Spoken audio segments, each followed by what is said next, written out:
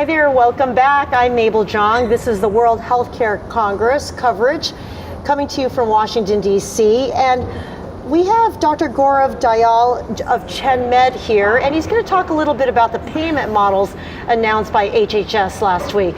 Welcome to the studio, Dr. Dayal. Thank you, Mabel. It's good being with you again. Well, first, getting an introduction of ChenMed and what you do there, it would be very helpful. So at ChenMed, we focus on low to moderate income seniors and provide VIP concierge level care to them in underserved areas and physician deserts. We're in 8 states. We're opening our 8th state, which is Ohio this summer, about 64 locations. We've been doing this for about 30 years. And we really focus on 2 things: providing a very, very high engagement model, a very high level of VIP care, and exceptional clinical outcomes.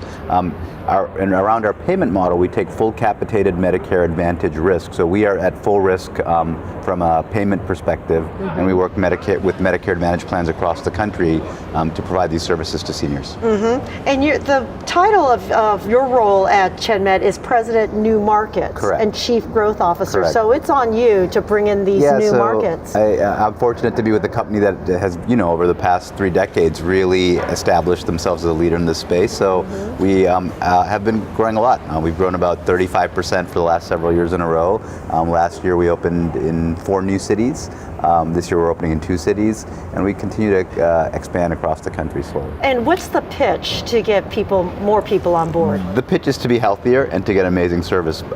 If you look at the current U.S. healthcare system, it's very fragmented. Seniors often get lost between the cracks. It's very difficult to even get good access to good primary care.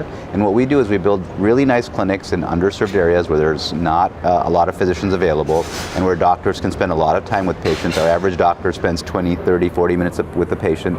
They see them once a month, and they have very small patient panels. So just to put in perspective, the average primary care physician in this country has a panel size of about 2,500 patients. Ours have 300 to 400 patients. So they really focus on disease detection, disease prevention, and we've really flipped the model over, because the U.S. healthcare system is really about fee-for-service, do more, get paid more. Our model is to keep people healthy, keep them out of the hospital, and have them live longer. Okay, and as I mentioned, HHS outlined 5 new payment models that they're recommending to the market. How does that impact you, if at all? Yeah, so I was fortunate. We were fortunate to be at the announcement. It was last Monday when Secretary Azar announced this payment. We were thrilled, because it really is a great validation of the fact that primary care doctors should be managing total costs of care for patients, and there should be rewards available to them so that they get paid for good outcomes.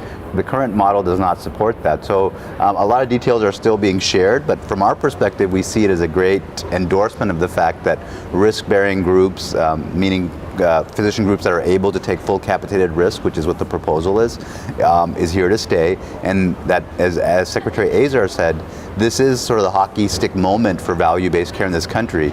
For the past maybe 10 years, we've been hearing about the transition to value, the transition to value. We really view this as the moment where many seniors, many people in this country are going to be under true value-based programs that support good outcomes, but reward physicians for promoting those good outcomes as well, not just for doing fee-for-service medicine.